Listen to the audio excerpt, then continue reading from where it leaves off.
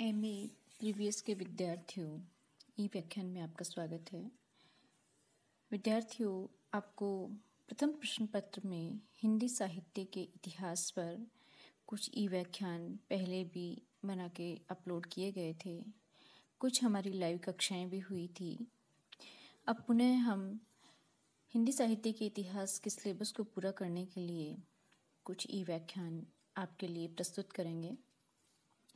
आज के इस ई व्याख्यान का विषय है हिंदी गद्य का स्वरूप और उसका विकास किन किन चरणों में हुआ। तो विद्यार्थियों, साहित्य मानव जगत की, मानव की चेतना का अभिव्यक्ति का माध्यम है, अभिव्यक्ति का मार्ग है। और जो मानव जाति का इतिहास है वो संवेदनात्मक और राग मूलक प्रवृत्तियों का प्राधान्य लेकर चला, तो उसकी अभिव्यक्ति है वो पद्यात्मक शैली में पहले हुई और ज्यों-ज्यों जीवन की सरलता और भावमयता को त्याग कर जटिलता की ओर बढ़ता गया, जीवन में विचार तत्व का प्राधान्य होता गया, त्यों गद्य का विकास होता गया। तो पहले साहित्य में पद्य की स्थिति और बाद में गद्य की स्थिति उत्पन्न हुई है। हिंदी साहित्य भी इस नियम का अपवाद नहीं है। तो हम देखते हैं कि हमारा जो हिंदी का गद्य है, ये साहित्यिक गद्य है, उसका विकास किस प्रकार से हुआ है। साहित्यिक हिंदी का जो क्रमबद्ध इतिहास है वो हमें 19वीं शती से या 19वीं सदी से प्राप्त होता है। इससे पहले भी लेकिन गद्य हमें प्राप्त नहीं था, ऐसा नहीं है। यद्यपि उसका स्वरूप बहुत स्पष्ट नहीं है। राजस्थानी गद्य, ब्रजभाषा गद्य और खड़ी पल्ली गद्य की परंपराएं क्षीण, मंद और शिथिल गति से चल रही थी। अर्थात पुनः सुने, राजस्थानी गद्य, ब्रजभाषा का गद्य और खड़ी बोली गद्य, ये तीन गद्य की परंपराएं हमारे हिंदी साहित्य के गद्य के इतिहास के अंतर्गत आती हैं। हिंदी गद्य में उपयुक्त तीनों ही रूपों में राजस्थानी गद्य प्राचीनतम माना गया है और इसका सूत्रपात 10वीं शताब्दी के आसपास माना गया है या माना जाता है। ब्रजभाषा गद्य का प्रयोग अनुमानतः संवत 1400 के आसपास से स्वीकार किया गया। हठ योग, ब्रह्म ज्ञान आदि विषयों से कुछ संबंधित पुस्तकें, गोरखपंथी पुस्तकें हमें प्राप्त होती हैं, जिनमें राजस्थानी और खड़ी बोली मिश्रित गद्य का प्रयोग किया गया। ब्रजभाषा गद्य का सूत्रपात कब हुआ था, इस विषय में निश्चित रूप से कुछ भी नहीं कहा जा सकता। खड़ी बोली का प्रयोग यो तो अमीर खुसरो और संत कवियों और दक्षिणी हिंदी के कवियों में स्फुट रूप से बराबर होता रहा, किंतु जो उपलब्ध सामग्री के आधार पर खड़ी बोली गद्य की परंपरा में पटियाला के रामप्रसाद निरंजनी कृत भाषा योग वशिष्ठ सन 1741 से आरंभ माना जा सकता है। तो अर्थात ये जो मत है, भाषा योग वशिष्ठ, जो रामप्रसाद कृत निरंजनी कृत पुस्तक है, इसको शुक्ल जी ने अपने इतिहास में स्थान दिया है और इसको खड़ी बोली गद्य की पुस्तक भी माना है। 19वीं सदी से पूर्व प्राप्त हिंदी गद्य के उपयुक्त जो तीनों ही रूप अर्थात ब्रज, राजस्थानी और खड़ी बोली का गद्य है, वो तीनों ही अशक्त थे। वो उनमें जीवन की व्यवहारिक समस्याओं से संबंधित तर्क पुष्ट प्रौढ़ विचारों को वहन करने की क्षमता नहीं थी। राजस्थानी गद्य कुछ अपेक्षाकृत समृद्ध अवश्य था, लेकिन वो भी युक्ति, तर्क, चिंतन, मनन से पुष्ट सूक्ष्म विचारों को वहन करने की क्षमता उसमें नहीं थी। हिंदी गद्य की प्रौढ़ता के पर्याप्त कारण थे। अपभ्रंश के ध्वंसावशेषों से निकल करके जब हिंदी साहित्य अपने स्वरूप का निर्माण कर रहा था, उसी समय बौद्ध सिद्धों और जैन आचार्यों का आश्रय भी मिला था। बौद्ध सिद्ध 700 से 11वीं शताब्दी तक, जैन आचार्य 1932 से 1143 दोनों का संबंध जनजीवन से मुख्यतः धार्मिक दृष्टिकोण से ही था और धार्मिक उपदेशों को जनता तक पहुंचाने के लिए उन्होंने अपने पद्यात्मक स्वरूप को ही मान्यता दी थी अपनी वैचारिक अभिव्यक्ति के लिए। फिर आदिकाल में हम चारण कवियों को देखते हैं कि रासो ग्रंथों में उन्होंने वीरत्व और प्रेम को अभिव्यक्ति दी, तो वहां पर भी उन्होंने गद्य की ओर ध्यान नहीं दिया। फिर आता है हमारा भक्ति काल। भक्ति काल में भी गद्य साहित्य अपनी उपादेयता को सिद्ध नहीं कर सका, क्योंकि जो भक्ति काल का जो कवि था वो भगवान की लीला में भगवान की आनंद उद्भाविका और सगुण लीला के गान में उसने पद्य का ही मार्ग अपनाया, गद्य की वहां आवश्यकता ही नहीं हुई। फिर है रीतिकाल का जो साहित्य है वो सामंतीय जीवन की रंगीनियों से पोषित और पल्लवित था, अतः गद्य के लिए अनुकूल वातावरण उस काल में उपलब्ध ही नहीं हो सका। कृत्रिमता, कल्पना, चमत्कार, ऊहा, अतिशोक्ति और वासना परक श्रृंगार से युक्त इस जनजीवन की यथार्थ अभिव्यक्तियों की ओर यहाँ साहित्य का ध्यान ही नहीं गया, तो वहाँ भी गद्य की आवश्यकता नहीं हुई। विद्यार्थियों, गद्य के लिए जो एक टकराव की स्थिति उत्पन्न होती है या एक अति आवश्यकता वाली बात होती है, वो हमें 19वीं शताब्दी में आकर को देखने को मिलती है। 19वीं शताब्दी में हिंदी प्रदेशीय जनजीवन ब्रिटिश शासन से टकराते हुए नवीन दिशा की ओर मुड़ता है। एक संक्रमण काल था, पुनर्जागरण काल था। जीवन में बौद्धिकता का प्रवेश होता है, सामाजिक चेतना गतिशील होती है, जनता जागी और एक ऐसी युग चेतना का प्रवाह फूट पड़ा जिसके लिए गद्य की स्थिति अनिवार्य थी। राजा राम मोहन राय ने लॉर्ड हेस्टिंग्स की नीतियों का विरोध करते हुए बंगाल की जनता को जगाया। यह अवश्य है कि ब्रिटिश शासन की नीतियां भारत के त्वरित विकास के पक्ष में तो नहीं थी, लेकिन उस युग में नवीन चेतना का भार लेकर के खड़ी बोली गद्य अवश्य विकसित होने लगा था।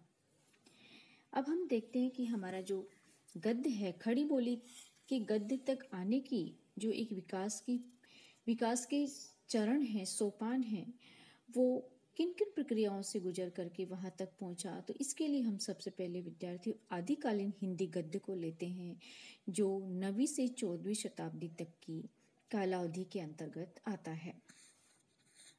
तो सबसे पहले आदिकालीन हिंदी गद्य राजस्थानी, ब्रज और खड़ी बोली के गद्य रूपों में आता है। आदिकालीन हिंदी गद्य के स्वरूप के विकास की सूचना देने वाली कुछ कृतियां हैं, जिनका नाम इस प्रकार है। कुवलय माला की कथा, वो 9वीं शती की रचना है। राउलवेल, ये 11वीं शती की रचना है। उक्ति व्यक्ति प्रकरण 12वीं शती, वर्ण रत्नाकर 14वीं शती और कीर्ति लता 14वीं शती। सबसे पहले कुवलय कथा को हम लेते हैं। ये पुस्तक उद्योधन सूरी द्वारा संवत 1835 विक्रम में लिखी गई। आचार्य हजारी प्रसाद द्विवेदी के अनुसार 9वीं शती की कुवलय माला कथा में कुछ ऐसे प्रसंग हैं जिसमें बोलचाल की तत्कालीन भाषा के सुंदर नमूने आ गए हैं और वो गद्य की सूचना देते हैं। रावुलवेल 11वीं शती की रचना है, एक प्रेम काव्य है और रोड नामक कवि ने लिखा है। इस कृति की विशेषता की शिलांकित है। इसमें कलचुरी राजवंश के किसी सामंत की 7 नायिकाओं का नक्षिक वर्णन है। इसमें गद्य का भी प्रयोग किया गया है। इसकी भाषा मूलतः मध्य देशीय अपभ्रंश है, जिसमें पछाही और पूर्वी अपभ्रंशों का संश्लेष है। उक्ति व्यक्ति प्रकरण है। इसकी रचना महाराज गोविंद चंद्र के सभा पंडित दामोदर शर्मा ने की थी और उन राजा के राजकुमारों को संस्कृत सिखाने के लिए की थी। यह एक व्याकरण ग्रंथ है। उक्ति व्यक्ति प्रकरण एक व्याकरण ग्रंथ है और इसमें भी हमें आदिकालीन हिंदी गद्य के दर्शन होते हैं। फिर वर्ण रत्नाकर है। ये ठाकुर ज्योतिश्वर द्वारा रचित 14वीं शती की रचना है। इसका ढांचा विश्वकोशात्मक है डॉक्टर सुनीति कुमार चटर्जी ने इसका संपादन किया। यद्यपि ये मैथिली गद्य की रचना है, किंतु इसमें प्रयुक्त शब्दों को देखकर लगता है कि तत्कालीन गद्य कृतियों के तत्सम शब्दों के ग्रहण और प्रयोग की प्रवृत्ति बढ़ रही थी। इसके गद्य का एक उदाहरण सुनिए। उज्ज्वल कोमल लोहित सम सुंतल सालंकार पंच गुण संपूर्ण चरण अकठिन सुकुमार गज हस्त प्राय जानु युगल पीत मासल कुंभ पृष्ठाकार श्रोणी गंभीर दक्षिणाव्रत। यह आदिकालीन हिंदी गद्य का नमूना है। फिर कीर्तिलता नामक पुस्तक ये विद्यापति द्वारा रचित है और वीर गाथात्मक काव्य है। इसमें कवि ने अपने आश्रयदाता कीर्ति सिंह का गुणगान किया है और ये पुस्तक 14वीं शती की है। इसमें भी गद्य का जो इस पुस्तक में हमें गद्य का नमूना मिलता है, वो भी उसके बीज भी हमें आदिकालीन खड़ी बोली गद्य के बीज हमें इसमें दिखाई देते हैं। तो विद्यार्थियों, जो उपयुक्त गद्य की कृतियां हैं जिनके नाम मैंने अभी आपको गिनाए हैं, उनके बारे में संक्षेप में बताया है। ये जो पुस्तकें हैं, इनमें गद्य के परवर्ती हिंदी गद्य का पूर्ण रूप विद्यमान है और इनको देखने से प्रतीत होता है कि तत्सम शब्दों के प्रयोग की प्रवृत्ति बढ़ रही थी। संश्लिष्ट पदों के स्थान पर विश्लिष्ट पदों के प्रयोग को महत्व दिया गया था। विभक्तियों का लोप और परसर्गों का प्रयोग बाहुल्य, ध्वनि परिवर्तन के अंतर्गत स्वर संकोचन की प्रवृत्ति बढ़ना आदि विशेषताएं हैं। अपभ्रंश, अवहट या पुरानी हिंदी की उपयुक्त गद्य की रचनाएं हैं। ये विशेषताएं हमें इनमें दिखाई देती हैं। अब हम आदिकाल में ही राजस्थानी गद्य को लेते हैं कि जो राजस्थानी गद्य है, इसका सूत्रपात भी 10वीं शती में हो गया था। इसका स्वरूप ब्रज और खड़ी बोली की अपेक्षा अधिक प्रौढ़ था। इसमें दानपत्र, पट्टे परवाने, जैनियों के धार्मिक उपदेश, राजनीति, गणित, इतिहास, काव्यशास्त्र आदि विषय उपलब्ध होते हैं। टीकाओं और अनुवाद ग्रंथों की परंपरा भी इसमें सुरक्षित है। स्वरूप विकास की दृष्टि से राजस्थानी गद्य प्रारंभ में संस्कृत की समाज शैली और भाषा के अपभ्रंश रूपों से प्रभावित रहा। बाद में इस पर ब्रज भाषा गद्य का स्पष्ट प्रभाव लक्षित होता है। खड़ी बोली के रूपों से भी उसने कुछ न कुछ अवश्य उधार लिया। राजस्थानी गद्य में 3 प्रकार की साहित्यिक रचनाएं हमें उपलब्ध होती हैं। पहला है स्वतंत्र रूप से लिखे गए मौलिक और अनुदित ग्रंथ, दूसरा है टीकाओं में, और तीसरा है कवियों की निजी रचनाओं में बीच बीच में टीकाओं के रूप में। विद्यार्थियों, स्वतंत्र रूप से लिखे गए ग्रंथों में गद्य का रूप अधिक प्रौढ़ और परिमार्जित है। संस्कृत की समाज शैली और अपभ्रंश प्रभावित संवत 1330 के ताड़पत्रों पर लिखित गद्य का उदाहरण अब देखिए। परमेश्वर अरहंत सरणी सकल कर्म नियुक्त सिद्ध सरणी संसार परिवार समुत्रण यान दान पत्र महासत्व साधु सरणी सकल पाप पटल कवल कला कलितु केवली प्रणितु धम्मु सरणी। अर्थात जो ये राजस्थानी गद्य का नमूना है, इसमें तत्सम प्रधान शब्दों की भरमार है और इसमें इसके बीज रूप हमें दिखाई देते हैं। 19वीं शताब्दी के नव जागरण के प्रभाव से परिवर्तित जन चेतना की अभिव्यक्ति के लिए ये राजस्थानी गद्य है, ये उपयुक्त सिद्ध नहीं हो सका। और एक तो ये नव चेतना सुदूर पूर्व कलकत्ते से उदित होकर के हिंदी प्रदेश में व्याप्त हुई थी, अतः राजस्थान इस चेतना के प्रभाव से दूर रहा। दूसरा, राजस्थानी गद्य को न तो प्रेस का आश्रय मिला और न ही किसी राजसत्ता का आश्रय मिला। इसीलिए ये राजस्थानी गद्य प्रौढ़ होकर भी फलस्वरूप जीवन की प्रगतिशील सामाजिक, आर्थिक और राजनीतिक आंदोलन से सर्वथा पृथक रह करके इसने अपनी गतिमयता खो दी थी। फिर आता है ब्रज भाषा का गद्य। ब्रज भाषा का गद्य का प्राचीनतम रूप शुक्ल जी के अनुमान के आधार पर संवत 1400 तक का ही उपलब्ध होता है। इस गद्य का प्रयोग गोरखपंथी योगियों ने अपने धार्मिक उपदेशों में किया। इसकी प्राचीनता के विषय में आचार्य शुक्ल का मत है कि चाहे जो हो, यह संवत 1400 के ब्रज भाषा गद्य का नमूना है। डॉक्टर लक्ष्मी सागर वार्ष्णेय ने इसकी प्राचीनता के विषय में मौन रहकर भी अपना संदेह प्रकट किया। वे कहते हैं कि इस संबंध में कुछ गोरखपंथी रचनाओं के नाम लिए जाते हैं, जिनमें राजस्थानी खड़ी बोली मिश्रित ब्रजभाषा गद्य के उदाहरण तो हैं, किंतु इन रचनाओं के विषय में प्रामाणिक रूप से कुछ भी नहीं कहा जा सकता। ब्रजभाषा गद्य के संबंध में इधर जो शोध कार्य हुए हैं, उनसे ये प्रमाणित हो जाता है कि गोरखनाथ के नाम से प्रचलित ग्रंथों की अनेक हस्तलिखित प्रतियों में प्राचीनतम प्रति संवत 1715 की है। इसलिए आचार्य शुक्ल ने जिस गद्य अवतारणा को 1400 को माना है, वह लगभग 1658 से पहले का हो ही नहीं सकता। तो अतः ये कहा जा सकता है कि ब्रजभाषा गद्य की प्रामाणिक अखंड परंपरा भक्ति काल के कृष्ण भक्तों द्वारा प्रयुक्त गद्य से ही मानना अधिक समीचीन होगा।